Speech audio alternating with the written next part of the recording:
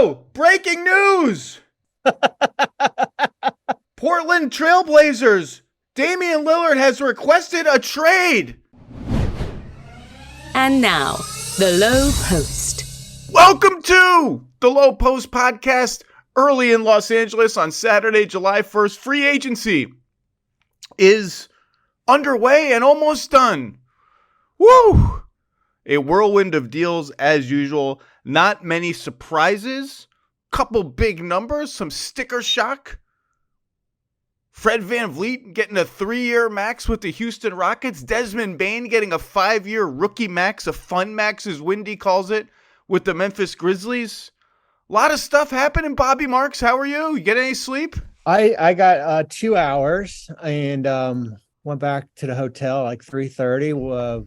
Watched a little TV and got right back on the horse. 7 a.m. Sports Center on the touchscreen, ready to go.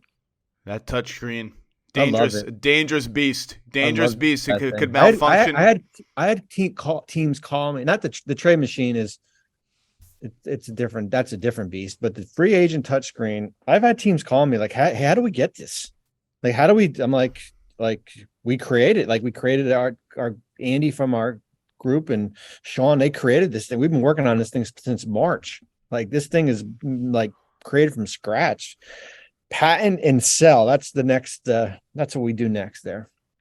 I want to start in the West because hovering over all of this are two guards, one of whom is in the West and could go to the East, one of whom is in the East and could go to the West via trade. And, of course, that's Damian Lillard in Portland, who just watched the Blazers re-sign Jeremy Grant for 5 years, $160 million after drafting Scoot Henderson. And that's about all that the Blazers have done. They still have moves to make. Maybe a surprise up their sleeve, maybe not. And James Harden, of course, in Philadelphia, a subject I have not talked about yet on the podcast, opted in to $35 million after, let me see if I can get this right, Bobby, turning down in Brooklyn a 3-year, $161 million max extension, then turning down a $47 million player option to go to re-sign with Philly on a 1+1 at $35 million. So that's a $12 million net loss in year one and $161 million that he has lit on fire already. He wants a trade. And the Clippers, I think, are the leading suitor for James Harden to the degree that there are suitors knocking down the doors of the Philadelphia 76ers. I think the Knicks are lurking, just kind of peeking in the window, rummaging through the garbage cans in the backyard. I think the Heat are out, and I think the Heat are maybe not out. No one's out. No one's out till they're out. No one's out till the deal is done. But I think the Heat have their eyes on a different guard, that being Damian Lillard. And I don't know if there's some mystery Harden team that may or may not be out there, but I want to start in the West because the Clippers are sitting there and they got a decision to make. And the decision is, how much stuff are we willing to pony up for James Harden? It ain't going to be Paul George. So if you're a Sixers fan and you think you're getting Paul George for James Harden, you are not. Unless something, look, I don't rule anything out. I just don't see why the Clippers would do that or what the point of it would be, unless they are just so desperate to nuke extension talks with Paul George before they happen and get out of any salary commitment to him, and I do not sense that they are. They want the three of them together. And they have a decision to make as James Harden plays this waiting game and the Sixers play this waiting game. And I do think, Bobby, I guess the first big question about all this is there a 2-team trade? Forget these 3-team crazy trades where all of these disgruntled guards switch places and then a whole bunch of assets go to Portland. You can build trades where Damian Lillard goes to Philadelphia, James Harden goes to the Clippers, and an entire boat of assets goes to the Portland Trail. But you can build that trade. I don't know how realistic such a trade is. People were building 4-team trades with Kyrie Irving somehow involved, and Kyrie Irving nuked all that. Not nuked, but that's done. He signed a 3-year, $126 million deal with the Mavericks, with a player option in year 3. That's a great piece of business for Kyrie Irving, by the way. Agree? Oh, it's a great piece of business because who were you negotiating against if you're Dallas? It's almost like you're negotiating that you were going to have an unhappy player come to training camp in late September, and you weren't going to offer him the 47.6 number. How low were you willing to go before he became disgruntled and basically probably said, you know what? I'm going to go somewhere else for the 12.4 whatever non-tax mid-level or do something like that there. And 39 million dollars. It's 3 years. It's still a pretty solid number there for him, considering that, certainly Van Vliet going to Houston. And I know Fred was after, I think, Kyrie committed, but there was really no other team. There was no teams out there. And I don't even think really Houston had their eyes on Fred the whole, that was their guy they were locked in on. And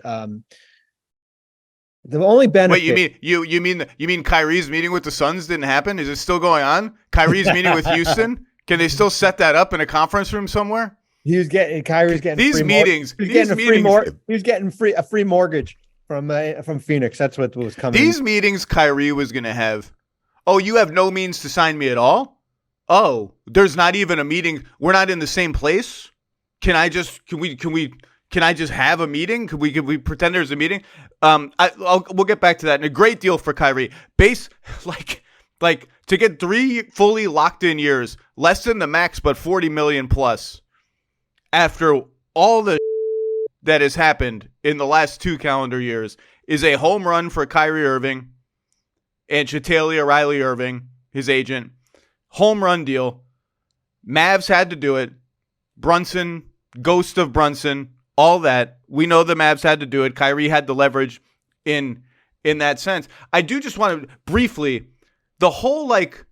I think the whole who are you negotiating against is a little bit of a fallacy. And it came up with the Bulls with Vucevic, and before that with DeRozan, like when they signed DeRozan to a big contract extension for about 28, 30 a year, whatever it is.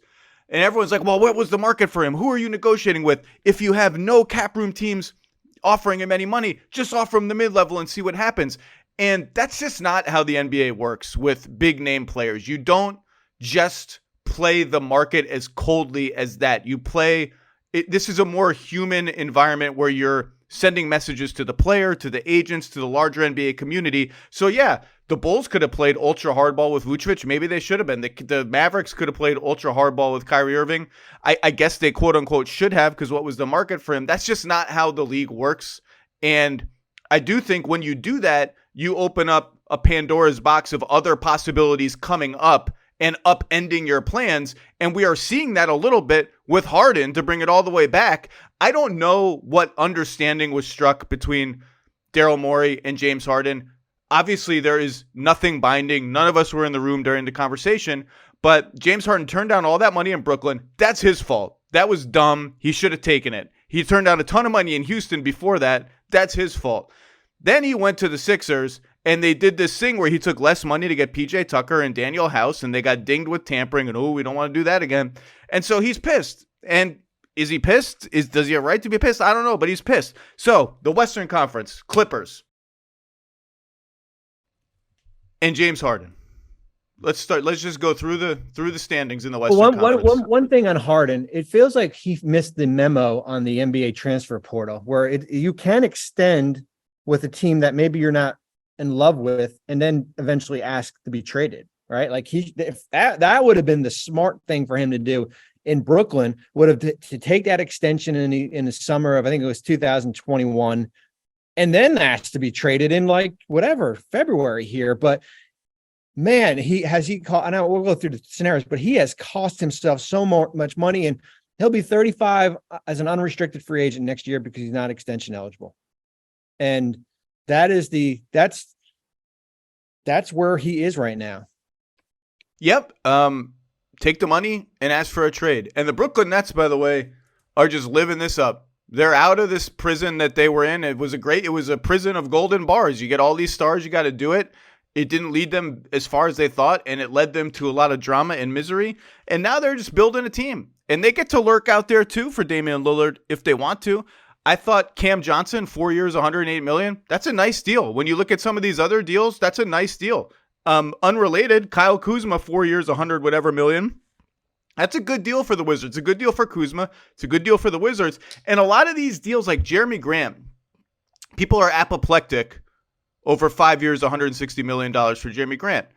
And I do think there's a debate to be had, and probably one that is happening in the Blazers front office of, remember that Kevin Love deal with the Clippers when they extended him, and their kind of bet was this would be a good trade asset if we need to trade Kevin Love. And, it didn't age well. Kevin kind of got old fast, and it turned into not a trade asset, and we ended up waiving him.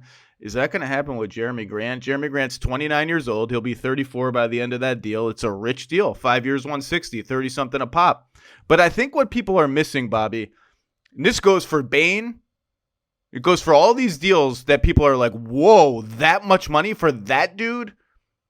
The cap is $136 million this year. The most it can go up any year under the new CBA is 10%. I think people are hesitant to project 5 years out, but there's a new broadcast deal coming. There's a universe in which it goes up something like 10% every year, maybe 7%, 10%, 8%, 10%. If that happens, the cap in 5 years at the end of Jeremy Grant's contract that everyone is apoplectic about is going to be $190 million ish. Could be 185, could be 200, could be 195. So $30 million for Jeremy Grant in 5 years when he's 34 and on the decline is going to be 1/6 and a half of the cap. Like, it's not that bad, and people have to get used to these numbers. Back to the Western Conference and the Blazers and the Clippers and James Harden and the nexus of Beard. You look at the West. Denver just won the West, and they're the favorites to win the championship. They lost Bruce Brown to Indiana on a 2-year, $45 million deal. Second year as a player option. Great deal for Bruce Brown. Would have liked the longer one, but that's a lot of money. Interesting deal for the Pacers, who I think are on track, barring plot twists, and there are always plot twists, Bobby, on track to trade Chris Duarte to the Kings and acquire Obi Toppin from the Knicks. Now, we can see what happens with those deals, but I think that's the plan for the Pacers. Denver's awesome. Sacramento, I just mentioned, they're getting Duarte. They re-signed Harrison Barnes. They just brought over this guy, Veznikov from Europe, who was the EuroLeague MVP. They're solid. Phoenix. Who was part of the Harden trade. He was part of the Harden trade. Yes. Brooklyn drafted him. Okay. Oh boy, I don't have and enough then coffee he for was this. traded to Cleveland as part of the Harden trade with the Cleveland and Houston. Cleveland Jared traded Allen. Shaq last year in 2000 for a 2020 second, and that's how he gets to Sacramento. And that was Winona Ryder at the award show when she was confused about whatever the guy was saying, the meme that everyone uses for general confusion. And I think why he was added was because remember when Karis LeVert went through the medical, he had that medical situation. Yes. And they had to add something else to the deal. There you go. Why the hell are we talking about this? Oh, the Western Conference. The Kings. Good summer for the Kings. Yeah, they dumped a 24 pick, but they're going to get Duarte with some of that cap space. They also traded up for 34. Fine summer for the Kings. Warriors. Chris Paul, we've talked about. Draymond Green. 4 years, 100, right? 100. Yeah. It's a fair deal. It's a fair deal. And I think it's awesome. I have said many times, and now Klay's next, and I don't know how much traction there's going to be on a Klay Thompson extension in the immediate future because he's negotiating from a huge number coming off of playoffs where he, I think, ran out of gas. I've heard he's sort of tweaking his offseason training regimen to get more prepared, I think, physically for a long playoff run. Remember, that was his first long season and playoff run post all those catastrophic injuries, and he didn't play as much pickup the previous summer. But these three dudes, this is what we want in sports. This is what you root for, is three guys who life didn't have to connect this way. In Steph Curry, Klay Thompson, and Draymond Green, who fall into the same place at the same time. Who fall into the starting five at the same time when David Lee gets injured by happenstance and Draymond Green gets promoted. And make magic together. Magic. The alchemy is something that cannot be duplicated. It can't be manufactured. It can't be replicated. It just is. These dudes should play together forever. Forever.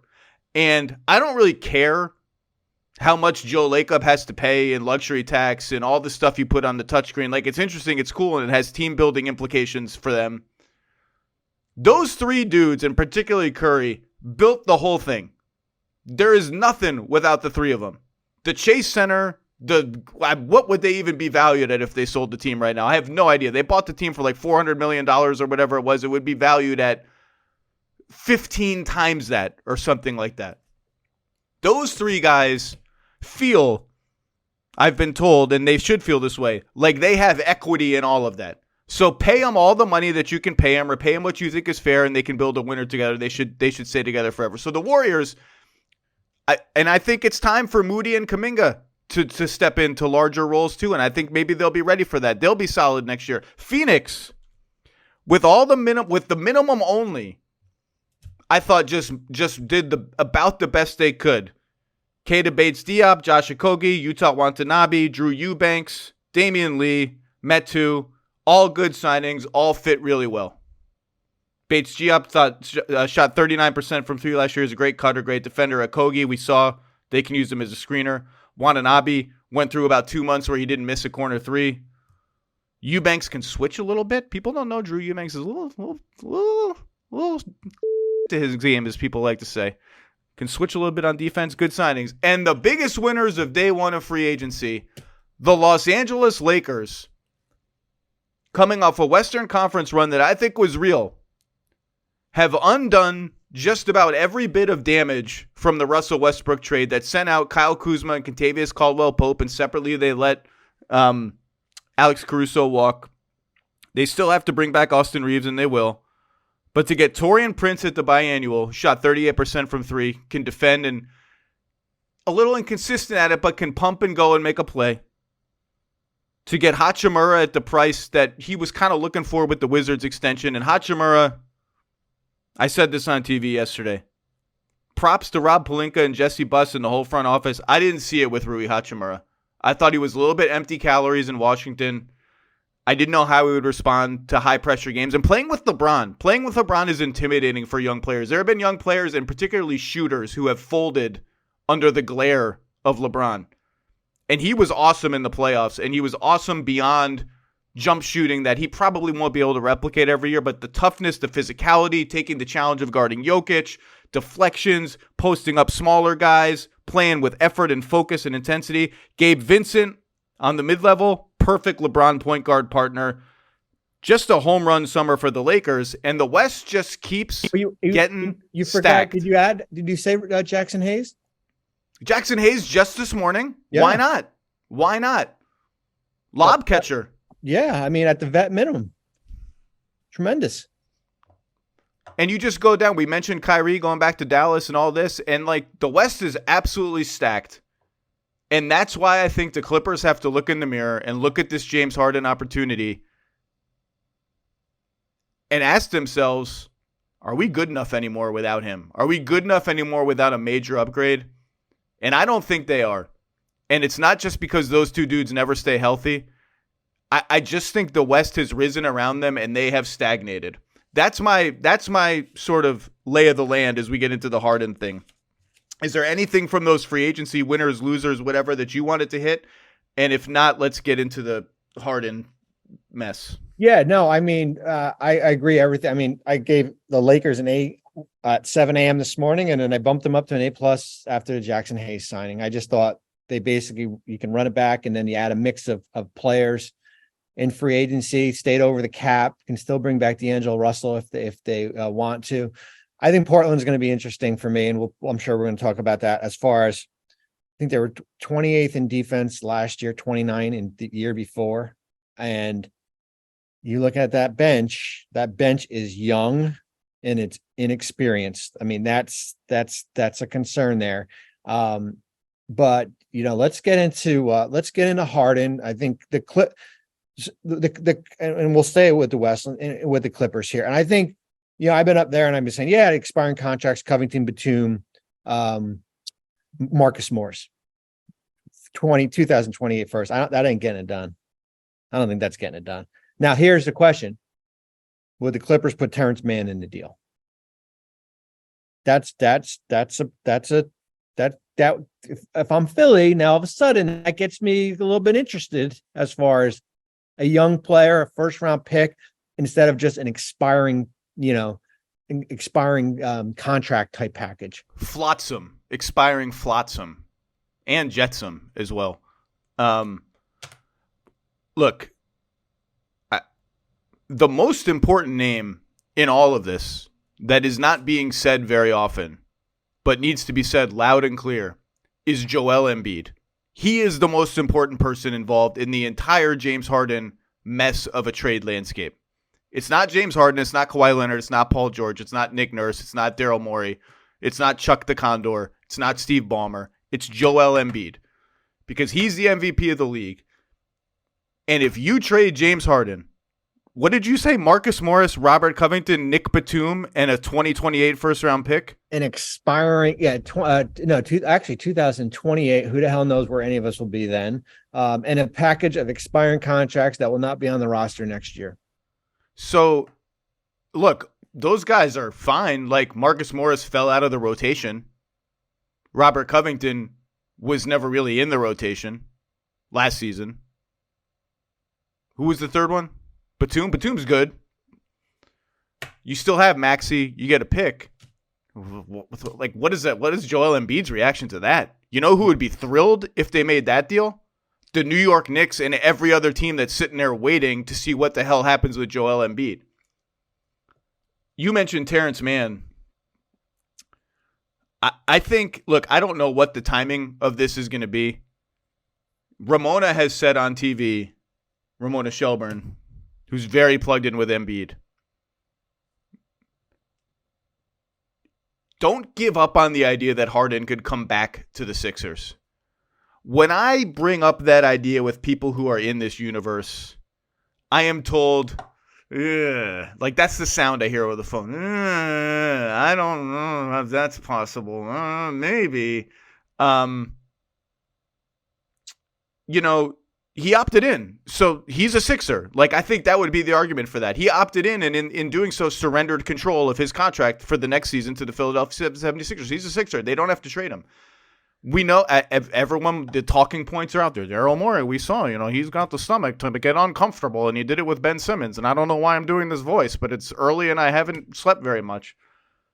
Do you really have the appetite to do that to Joel Embiid again? To be like, hey, big fella, our second best player or whatever is mad and he's not going to play for us. Can you just right the ship for 60 games while we figure this shit out? And we'll do it, but it's going to be hard and it's not going to be fun. I just don't know that you have the appetite to do that again. I don't know that James can go back, but we'll see. But you mentioned Mann and the picks. And I started this by asking you, is there a two-team trade that the Clippers and the Sixers can do? My best educated guess is yes, there is. I don't know how big the gulf between the two teams is right now in making that trade happen. I know and suspect that Terrence Mann's name is a big part of that gulf, as well as the first-round picks. And the wild card to me is Norm Powell, because Norm Powell is a good player who could help the Sixers, who could help Joel Embiid next year, and also makes $20 million a year over the next 3 seasons. And why that matters is if this Sixers Harden thing is over and Tobias Harris's contract comes up after this season, and the Sixers already told the world yesterday, and so did Clutch, we're not extending Tyrese Maxey right now because we want to keep his cheaper cap hold on the books next summer. They are telling you we want to have as much cap space as possible and maybe almost 2 max slots a year from now. And if you have Norm Powell at $20 million, you have the plus side of him helping your team this coming year and the minus side of him taking up $20 million of that cap space. And maybe you can move him because he's good in a pinch. But those are the names that are interesting to me. What stands out of all the crap I just said? What stands out to you? And do you agree that there's a 2-team trade that is workable, or do you think this has to be a 3 to 4 team monstrosity?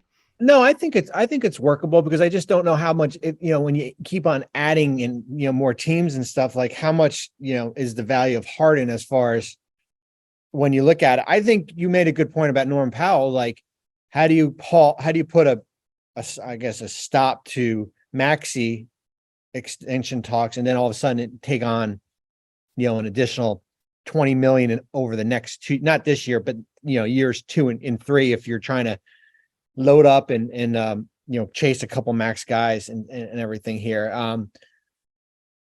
I think if I was the Clippers, and I think they are still in a win now mode, I think I would be a little more inclined with man.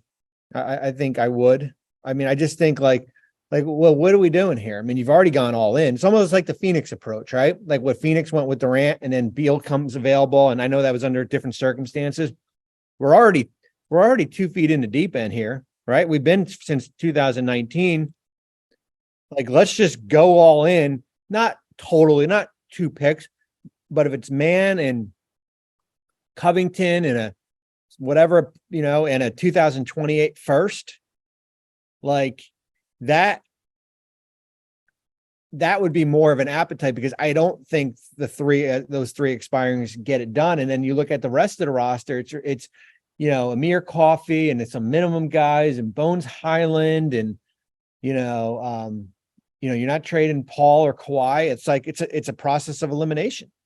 And I think if you're Philadelphia, you're trying to get as much draft equity and young players in case Lillard becomes available that you can use with Tyrese Maxey or Tobias Harris and go from there. And I don't think 3 expiring contracts in a 28 first would do that.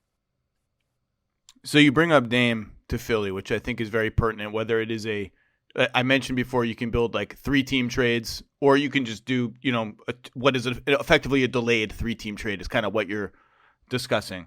I think, let's simplify it. I think this is a really interesting question. How much better, if at all, because this is what you're floating and what Brian Windhorst floated yesterday. How much better is Philly, if at all, next season, if you trade James Harden and Tyrese Maxey and you get back Damian Lillard, and you're going to get spare parts, but if you lose those 2 guards, Harden and Maxey, and you get back 1 big guard in Damian Lillard, because what you're saying is you trade Harden for a bunch of stuff, and then you trade a bunch of stuff to Portland for Damian Lillard, and that's the question. That's the question of that 3-team construction, because it's easy to say Dame goes to Philly, Harden goes to Clippers, assets go to Portland. And you look at the assets that those 2 teams, Philly and the Clippers, have to send to Portland, and it's not great. There's not a lot of them, and they're to the point that because they've all traded picks galore, they don't have prized young players, to the point that return sucks for Portland, because if you're making a 3-team trade, you want to rob 2 teams blind. That's the point of doing it. And in order to do that, you have to get Maxey. You have to. That's the only blue chip asset these teams really have to offer that would go to Portland in this theoretical construction. And if I'm Philly, I'm like, wait a second. Dame's amazing. Love Dame. Incredible. I lost Maxey and Harden? Like that's not an easy pill to swallow for them either. And you'd have 2 players on supermax contracts making $100 million. Like that's that, like, I mean, like we're talking about these new, like that's not like, and what else? I mean, those would be I'm looking at their roster right now. Those would be the only 2 players with guaranteed money. So what are you going to go swing for another max guy, which this CBA does not really, that's not how you do it. Now you have to basically build, like, what's your rest of your roster look like there? I don't think that's I'm high on Maxey. I know that Maxey, he struggled in the early part of the Boston series and then found his equilibrium again. He makes big shots. He's completely fearless, and he just gets better and better and better every year. Now he needs to get much better defensively, but Maxey's good, and he's going to be really, really good. Look, I think there's a 2-team trade to happen. I don't know where they meet. I think it's fascinating to think about how Harden fits with those 2 dudes in LA, because he's pretty ponderous with the ball, and every public statement he makes seems to indicate that he continues to enjoy being ponderous with the ball, and that's the way he wants to play. And poor him, he had to pass the ball to Joel Embiid and lead the league in assists. I hope that he has recovered from such a travesty of basketball. And Kawhi is pretty laborious with the ball himself when he gets it in the triple threat position. But, Harden has a ton of experience running small wing, guard wing, pick and rolls, and exploiting mismatches. And Kawhi can slip into open space and make plays, and so can Paul George. And you just they need an organizer. They need a point guard. They've been looking for a point guard, and he is a point guard, James Harden. And you just stagger the minutes so he plays every second Kawhi rests, and Kawhi plays every second he rests. Like the fit isn't amazing. I think it is amazing. I'll take it back. The fit's good, but it would be interesting to see how it played out kind of on the court and how the ball would get, how the dribbles would kind of get divided up. Knicks. What do you think of Knicks for Harden? That's the other team Woj has reported, and I do think they have poked around. Yeah, I mean, I think certainly Fournier, right? Just because it's a big number and it's expiring. Now, how do we get up to Harden's? I feel like I'm on the touchscreen right now and talking to him. Like I'm moving my hands, like, I think it's over here. Bobby, that's disturbing. The fact that you see a touchscreen next to you right and you're moving your arm to touch a touchscreen that isn't there. It's the Word document. That's legitimately worrisome. I hope your wife and children do not view this on YouTube. Well, it's certainly Fournier, and now how we get into the math. Hartenstein. Oh wow, that's exciting for Joel. Give me a backup center. Emmanuel. Great. Quickly. Yeah, Quickly's good. Couple ones. Again, what's that doing for me next season if I'm Joel Embiid? What's it doing for me? Why am I happy about that? Because if I'm the Knicks, no one thinks about. Everyone just gets so seduced by the star's name. Mm-hmm. Why are I know talent is talent, and if you can get talent in the door, I guess you get talent in the door. But this is 30. What is he? 32, 33? James Harden? No, he's going to be 34 in August. This is 34-year-old talent almost on an expiring contract. On a game that's in decline. He shot 40% on twos in the playoffs. You look at his playoff game log, James Harden, and it's 2 all-time incredible games. Credit to him. 2 all-timers against Boston. Game 1 and Game 4. One of which was without Joel Embiid. And just so many bad games. 3 of 14, 3 of 11, 3 of 15, disappeared in Game 7. The dude almost has as many trade requests now as 2 of 11 games from the field in the playoffs. And so I just don't know how much value he has. And I don't, are we sure he's a good fit with Jalen Brunson? Who just outplayed James Harden in the playoffs and was incredible and is a ball-dominant minus on defense, a slight minus on defense guard. I want to pair them up. At what cost am I doing that? If the cost is so low that you just suggested it, it's kind of like, what the hell? Let's have some fun. Let's do it. Let's roll the ball out and see what happens. If the cost gets too high, like 2 1s, 3 1s, whatever, 3 first-round picks, I'm not convinced that that's an awesome fit. And again, New York has all these chips. Some of them are not that great. Like some of the picks they have from Washington, Detroit, et cetera, are not awesome. The Dallas pick, whatever. They have their own picks. I'm not sure I'm cashing that many in for Harden when I'm not the Knicks are good. Brunson's a star. I'm not sure that move excites me that much. And it's I'm just looking through some teams here, and then who's next then, right? Who is the third team? Who's the fourth team? As far as it's hard to come up with. Another team out there, The other thing is to the point I just made, texts were flying around all day yesterday. The last 2 days, once Harden opted in and asked for his trade. Oh my God, here we go. Another thing that's going to monopolize July and August like Durant did last year. Kevin Durant is Kevin Durant, man. Kevin Durant is like a top 5 player in the NBA still. Haven't loved his play in the last couple of playoffs. Not loved by Durant centers, loved. Kind of felt like he got unnerved by physicality of Boston and then Aaron Gordon in consecutive playoffs. So he's Kevin Durant. I don't have to cancel my freaking vacation for James Harden. I just don't.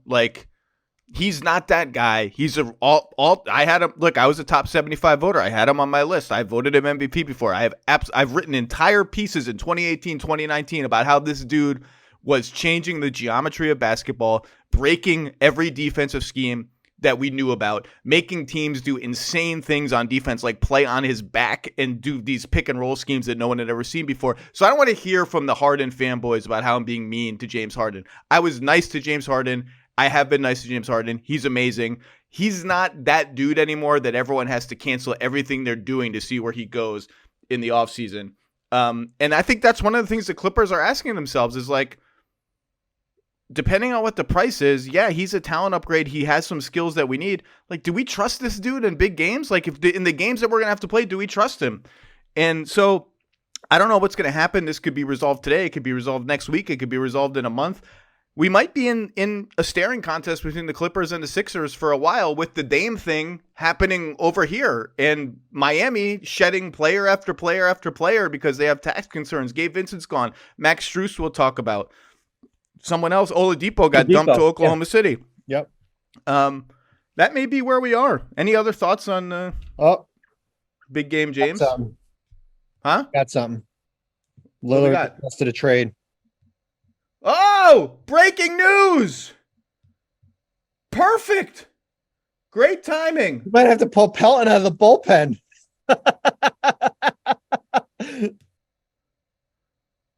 Portland Trailblazers. Damian Lillard has requested a trade. Oh, God. You know what that means? More time. The green lights are flashing. The lights are flashing behind you. Okay, well, let's drop everything now and switch gears. Switch gears. We just talked about Philly. This is what Miami's been waiting for. Yes, sir. Max Strus goes to Cleveland. Good deal for the Cavs. Yay, Cavs. George Yang, also a good deal. Yay, Cavs. Gabe Vincent's gone, but we still got Hero. We still got Lowry. We still got Robinson. We still got how many? They can trade 3 picks now, right?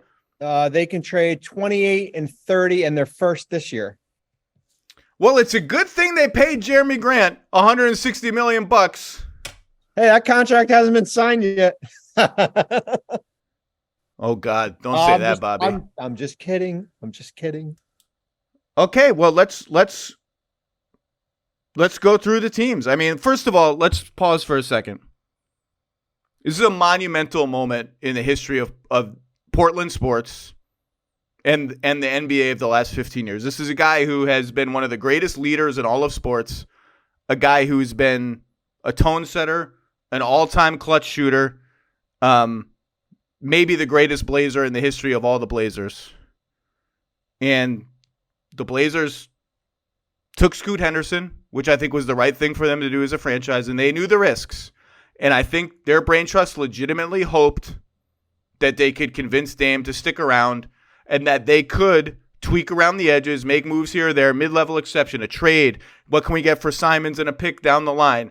And let's see if we can be a frisky 4 or 5 seed and get lucky and make a playoff run. And Dame has finally, after wavering, and you and I talked about this, wavering like human beings do,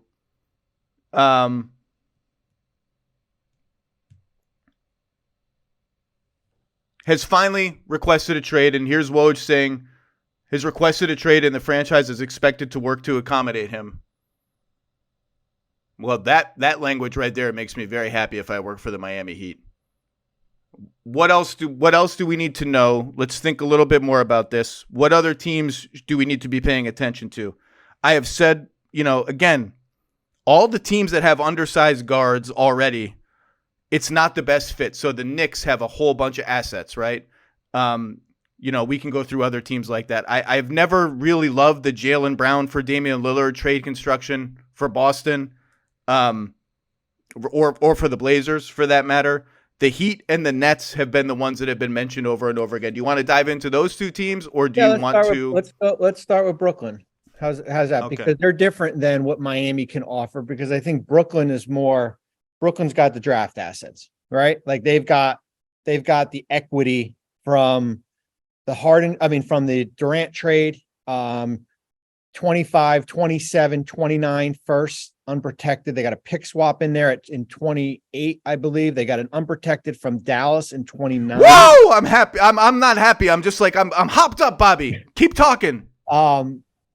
Player wise, well, that's a little bit of a different story. They got expirings. Dinwiddie, Can't say Joe Harris anymore. He's to Detroit. Royce O'Neal, Patty Mills, Cam Thomas. They got their 2 first that they draft, Clowney and Whitehead. They haven't signed them yet. You can trade the rights to them. They also got Ben Simmons for 2 years, 77. If any takers out there for him. Well, his salaries would be necessary. Would be maybe not necessary, but helpful for matching purposes. But that's what you're looking at it from. That's what you're looking at from Brooklyn's perspective. Can't trade Cam Johnson, right? Nope, they cannot. So then your question is, and we've already done this with the Nets. You know, Dame is 32, 33. Bridges is a little older than people think. I think he's 28. You just went through some trauma that we all talked about. Am I ready to go back into that world where I'm exchanging my future for the present? Am I ready to do it for a guard who's 32, 33 years old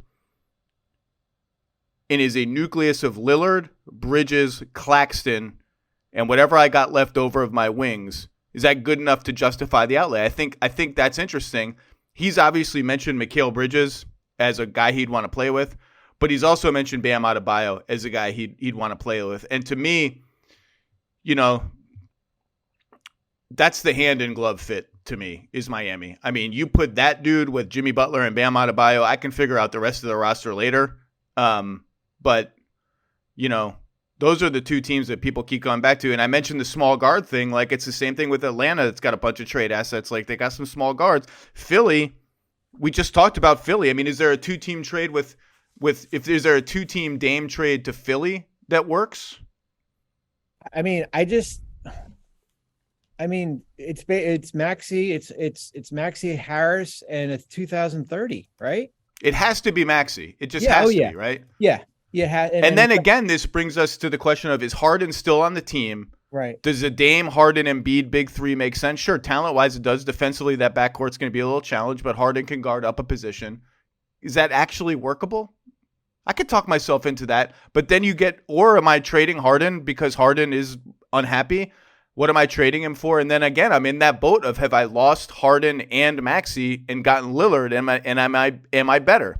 All signs point to Miami. Am I missing anything else? No, you're not. I mean, and here's the other thing too, is that because now we're in this new CBA, is like now it's like, now it comes a little trickier because the traded player exception now is at 110%, right? So now you got to, it's not 125% where you're trading Lillard's 45 and taking back 37, right? Like that changes the dynamics a little bit. But no, I think those teams that we talked about, the Brunson problem the Brunson solution for New York comes into play again, because I've said this, like, Dame is incredible. I have voted Dame on my MVP ballot multiple times. Like, I am a Dame true believer. If I'm the Knicks, I'm not cashing in all my stuff for another guard. I have a guard who I believe in. But maybe I'm being naive. I don't know. I'm looking at the standings to try. I mean, I've done the Dame thing, the Dame fake trade thing multiple times. Who else is out there? Well, I mean, I think the big question, Zach, is he doesn't have a no trade like Beal, but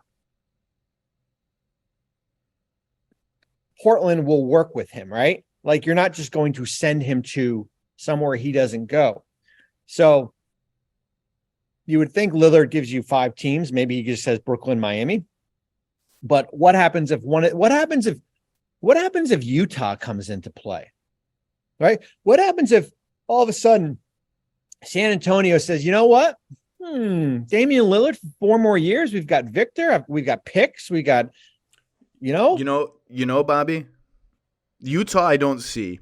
And actually, Utah is in an interesting position. Like, can they actually duplicate what they did last year? They've kind of taken a step back to me, just in the sense of the West around them has taken a step up. San Antonio is a pertinent name to bring up. I would be surprised if that's where this ends up. But knowing a little bit about Dame and how he thinks and what's going on there, it wouldn't shock me. Now, then you have a big decision to make if you're the Spurs, right? Is this really the time to do it? And the Spurs so far have kind of used their cap spaces. Okay, we'll re-sign Trey Jones. We were a dumping ground for the Cavs for Jetty Osman and Lamar Stevens. They don't seem to be posturing as a let's go for it really hard right now team. I don't know how much Wembanyama will play as a rookie. Is he going to play 60 games, 50 games? He's not going to play 80. That's an interesting name. Keep going. This is live, man. This is unfiltered, caffeinated. Damian Lillard requested a trade live. I mean, well, we can rule Phoenix out. There's no more. There's nothing left in the kitty there.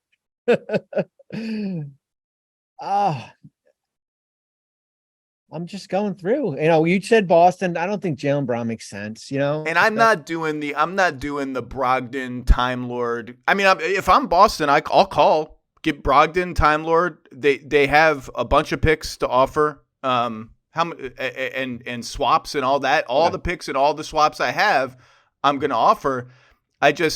Does he want to? Now he and Tatum. Here's why you can't. Boston has all their first round picks, I believe, right? Yes. They do. No, I'm sorry. They owe one to San Antonio. They owe a swap. There's a pick swap, yeah. They owe a swap to San Antonio. So if I'm Boston, I'll call and say, Brogdon, Time Lord, salary filler, 3 picks, 4 picks, 3 swaps, whatever it is. Why you can't rule it out is Lillard and Tatum are close and have played with Team USA together. And I think have even had some social media back and forth about, playing together and blah, blah, blah over the years. Can't rule it out. Not sure that's going to be ending up the primary destination just because of Dame's public comments of teams that he's named.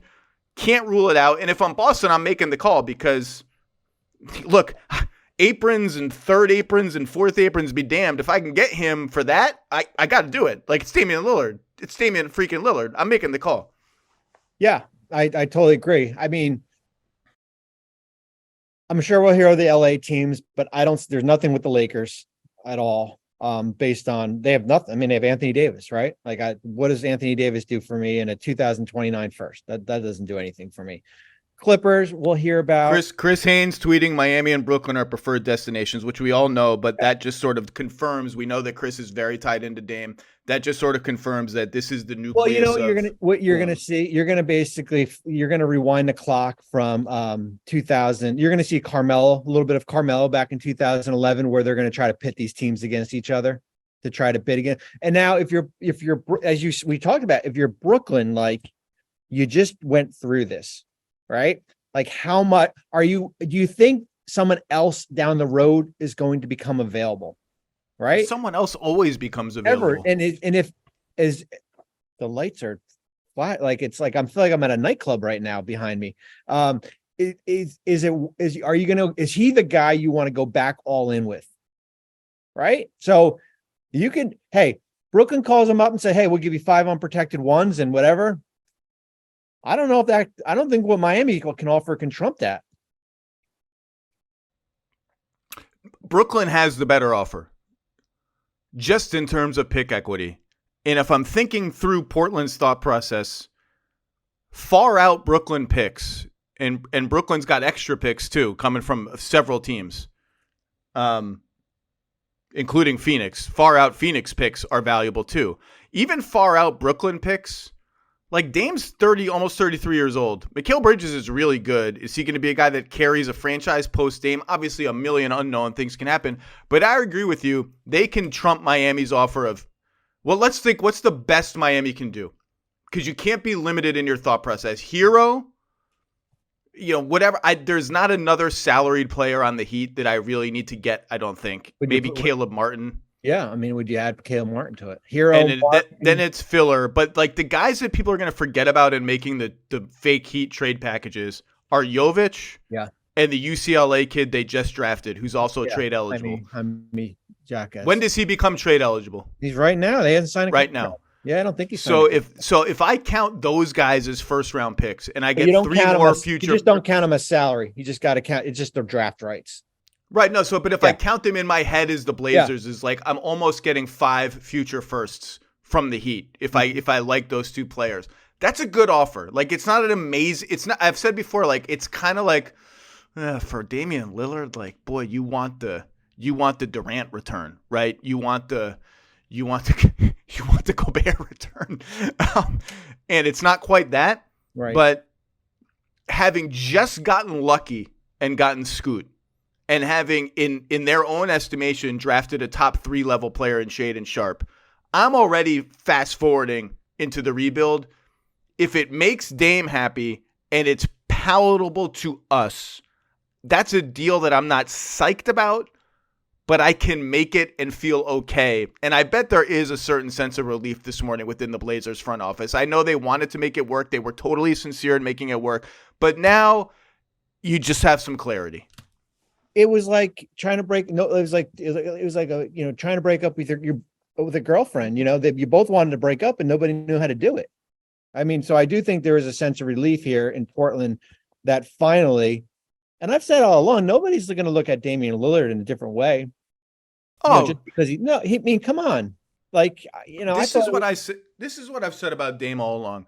I don't want to hear does he care about this event today does not prove that Damian Lillard cares about winning more than he cared about winning yesterday or 2 weeks ago. That dude is about winning and about team. Talk to literally any player who has played for the Blazers in the last 5 years, and they will tell you all the little things that dude does every single day to set a culture of winning and togetherness and care. And it's not just showing up early and staying late. It's things like, a couple players told me a story just is always stuck in my head about a player in the locker room grumbling under his breath about, man, Terry Stotts not playing me enough minutes, blah, blah, young player. And Dame going over to him and saying, man, we don't do that here. Like, we're not about that. Gently, not like sternly, not cursing him out, just that, hey man, that kind of stuff can poison the culture of our team. Like, we got to be together. You'll get your shot. I'll help you along. That's just what this dude is. This does not prove that now all of a sudden he cares about winning in the way that people want him to care about winning. He always has cared about winning. This does not mean he's disloyal to Portland. He gave everything he's had to that organization, and he's reached a point in his career where he wants to try something else. Fair game, fair play. Everybody can win here. I totally agree. Now, here's the question. Holy smokes. If Miami, and I know we mentioned Miami and Brooklyn, but if Miami is the preferred, right? If there's separation between the two and that Nets offer is better, like a lot better, what do you do if you're Portland? Do you appease the player or you do what's best interest of the team? I call Miami and I outline the situation. Maybe I have Dame's agents on the call too. And I say, here's where we are. And Andy Ellisberg and Pat Riley will say, Pat Riley looking dapper at all times, will say, okay, cool. What does that mean? He wants to come here. That's great. Let's get it done. And if I'm Portland, I say, then that means I want everything. Every little thing that you can give me. Every swap, every pick, Jovic, UCLA kid, all of it. I want all of it. If I want Caleb Martin, I get Caleb Martin because I like his contract. I need all of it. 2 walk-off shots in the playoffs, man. Waving goodbye, staring into the camera, stone-faced. Don't take that conference. Don't dismiss the 2019 conference finals run either. Don't dismiss it just because they got some injury luck along the way. They got a Blazers team, or a Nuggets team in the second round that wasn't ready. I always say this. People are like, oh, they made the conference finals, big deal. They got swept by the Warriors. Well, first of all, it's the Warriors. The Warriors, even without Durant, are the capital W Warriors. Second of all, getting to the conference finals is hard. It's hard. Like they were the Blazers through the Dame era have been consistently good. There's nothing wrong in the NBA with being consistently good. They never were great. They never got over the hump. They never solved the issues on the wing that they had. I wonder if they look back at that CJ McCollum trade today and say, man, if we just kept Josh Hart, I wonder if this situation is a little different in Dame's eyes because we're so young. We lost Josh Hart, got Chris Murray. Didn't work in terms of appeasing Dame. Anyway, the Dame era in Portland is a success. And particularly so because think about what Portland is coming off. 2 eras before they're coming off the Greg Oden, Brandon Roy injury double hit disaster. one era before, they build just organically, magically this wonderful team of Lillard, Batum, Wes Matthews, LaMarcus Aldridge, and on and on. And I thought they had a chance to actually win the West the year that, they injured Wes Matthews tore his Achilles. There were other injuries on the team. And they bow out. LaMarcus leaves in free agency. That could be a disaster too. And it doesn't end up being a disaster because of Damian Lillard. And they were good the whole time. My head is spinning, Bobby. What else should we talk about? Outside of Dame, or you want to talk other stuff? No, what more can we say about Damian Lillard? I don't know. I mean, Miami, Brooklyn, this could go fast. Let's project Miami. Well, let's talk Miami. Let's just go through. Let's do this a little process of elimination here, okay? Jimmy and Bam off the board, okay? So now you're looking. This is a group of it's everything else, right? Hero, Kyle, Duncan Robinson, Caleb Martin, Jaime Jaquez, their first round pick, the rights to. Kevin Love, you can't trade. Josh Richardson, you can't trade. They just signed those, are going to agree to. Jovic and Highsmith in 2028 first, 2030 first, pick swap in 29.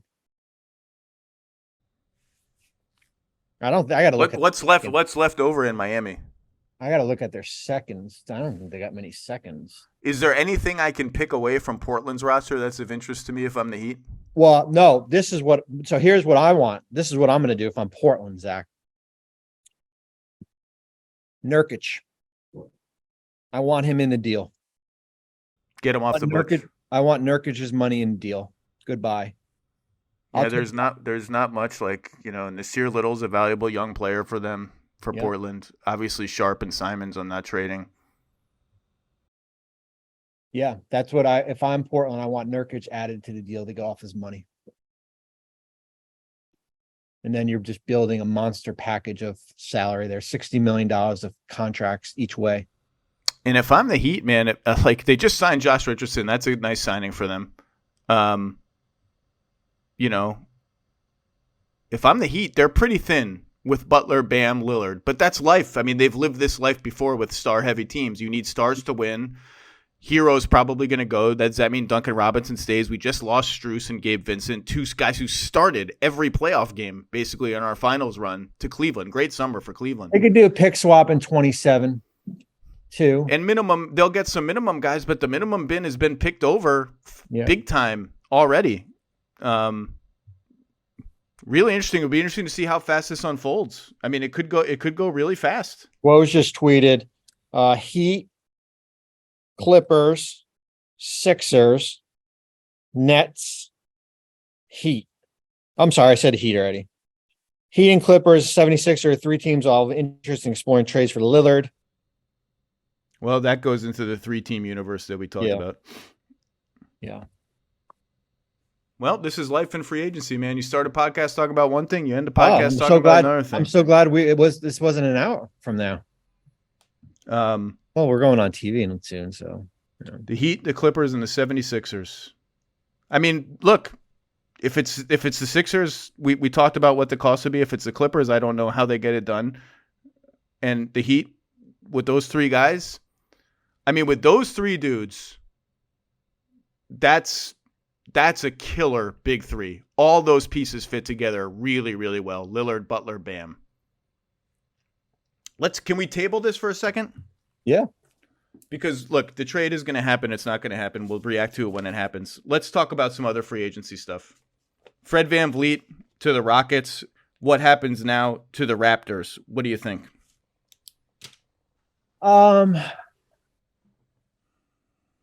sorry, repeat that. Rockets are Fred VanVleet, Rockets, 3 years, 130 max deal, leaving Toronto having traded Fred VanVleet at the trade deadline, having traded a first-round pick with top 6 protections that go on for quite a while for Jakob Poeltl, having re-signed Jakob Poeltl to 4 years, $80 million, having their starting point guard walk, pivoting to Dennis Schroeder, who's fine as a backup but can't shoot nearly as well as Fred VanVleet. What are they doing? What is Toronto doing? They've had a lot of guys walk out the door dating to the championship team. They threw out a pick swap for Thad Young, who doesn't play, and the pick swap cost them a good player. Like, there are good players on the board. They end up with Koloko. I just can't figure out what this team is doing. But I'll tell you what the next shoe to drop to watch is. The guy I got my eye on is Pascal Siakam. Yep. Yes, I agree. And last year of his contract, extension eligible. There's that hint out there that if he was traded, that hey, I'm not going to resign with you. I'm not going to extend. I'm just going to play out the year here. I have my eyes on him more than probably OG, who's got a player option for next year here, because certainly I think the value of the player and what this roster looks like right now, as far as like him looking at like Dennis Schroeder, Malachi Flynn. It's a big drop from Fred VanVleet.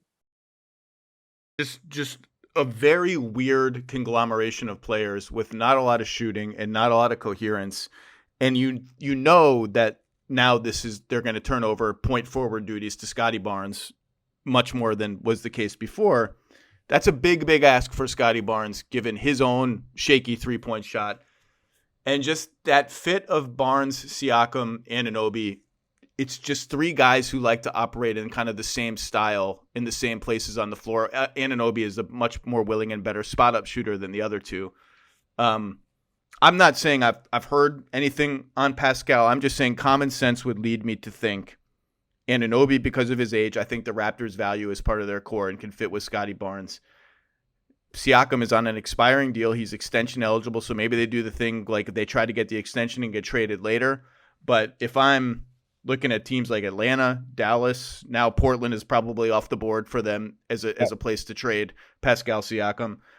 Indiana, I talked about Toppin before. I don't know that they would dip their toe into the Siakam thing, but teams will emerge if and when Pascal Siakam becomes available. But that's the name I'm looking at. Very weird.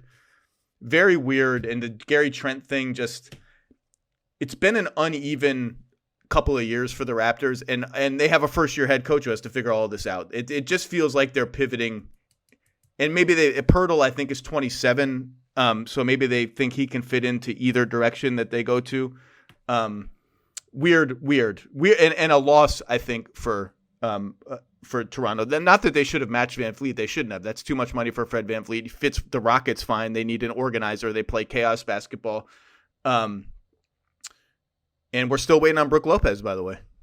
That's right. I mean, I think we get Brook news probably Saturday. I mean, I think it's, certainly between certainly Houston and Milwaukee. I think the thing with Brooks, which is interesting, and I think Milwaukee's going to regret it a little bit that they had the opportunity to extend him during the year for I think 54, somewhere around there. That was the number. I think Brook would have taken it.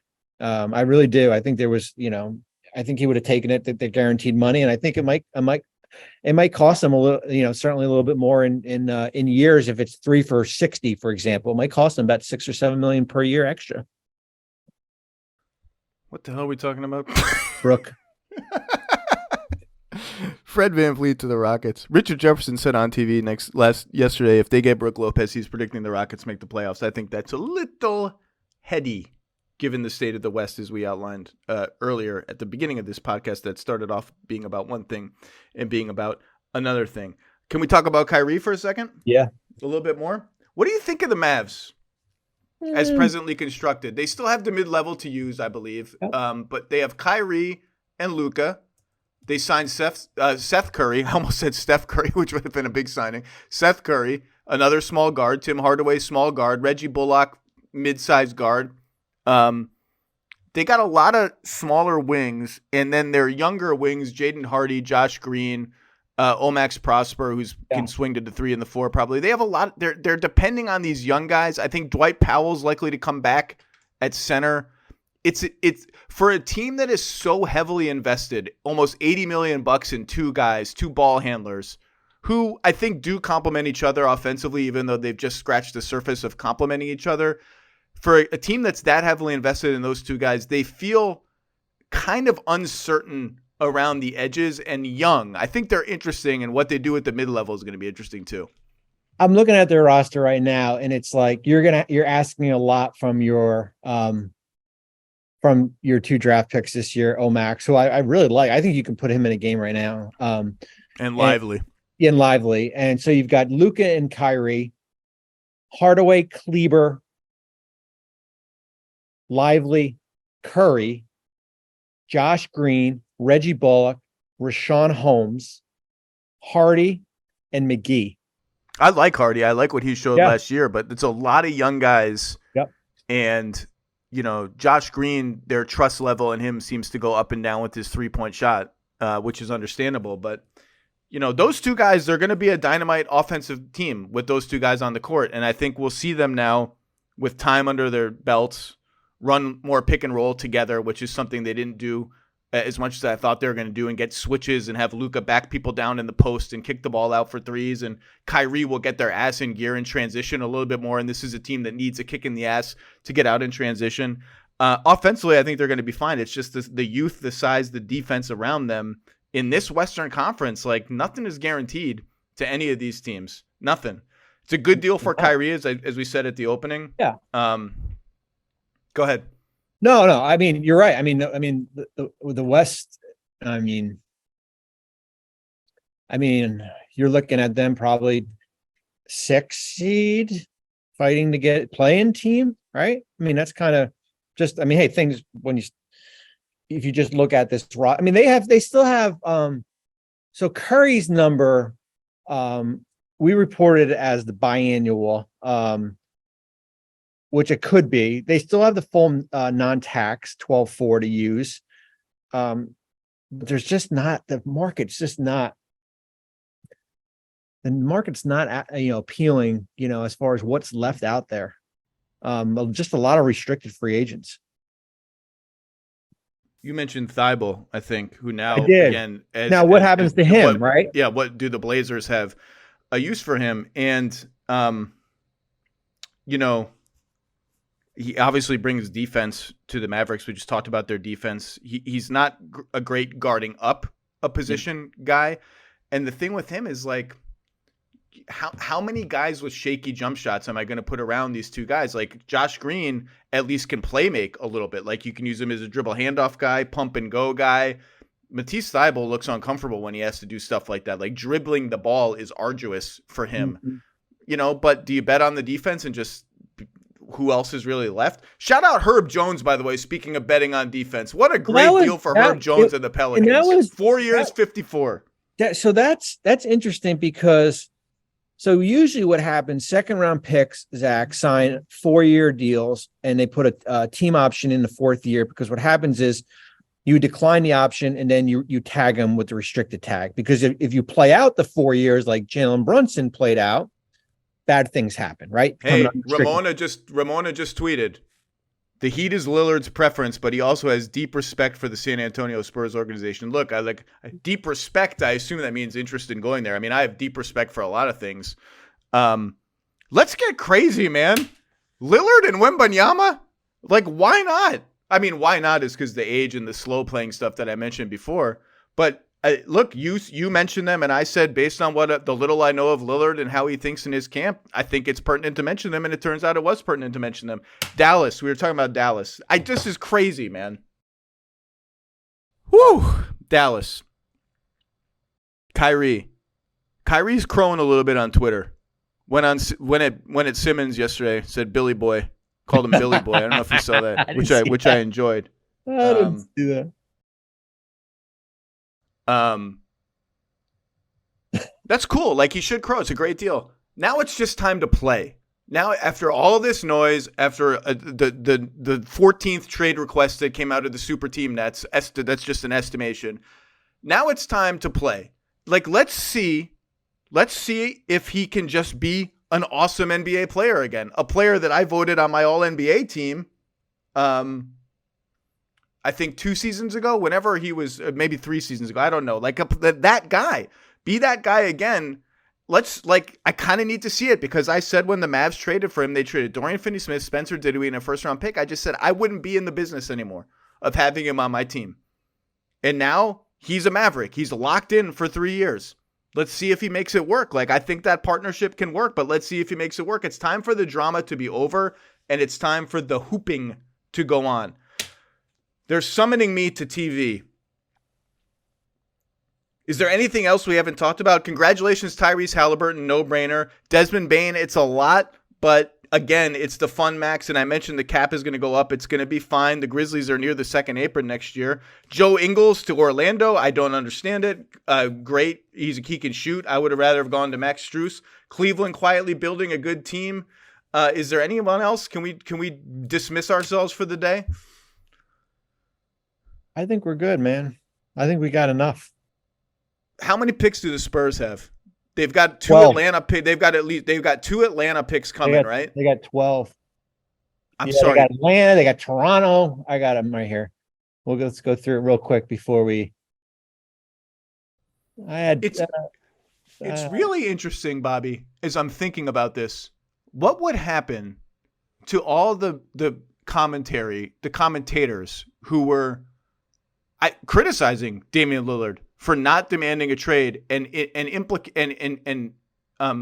with the implication, sometimes spoken, sometimes not, well, that he must not care about winning. He just likes being the guy in Portland and have it be easy and blah, blah, blah.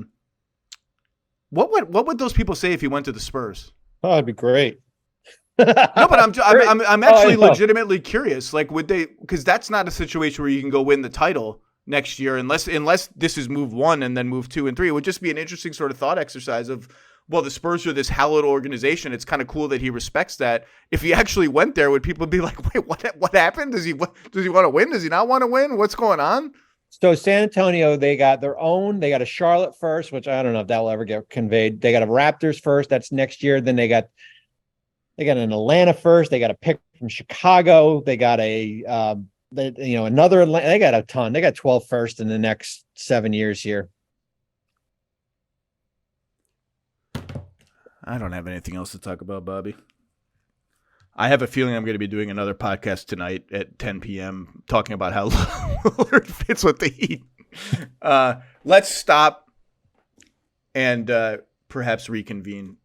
Not with you. You have other work to do. Bobby Marks, go to work. Get out of the nightclub you're in. Stop imagining touchscreens. See on TV, my friend. Yeah, they're saying, come over now. I just got the text from Malika is this Durant from last year? She said, get over here now. This is a KD type situation where we went on an hour earlier last year. So I got to get my suit on. I got to go. Bobby Marks, thank you. See you later. Good seeing you. See ya.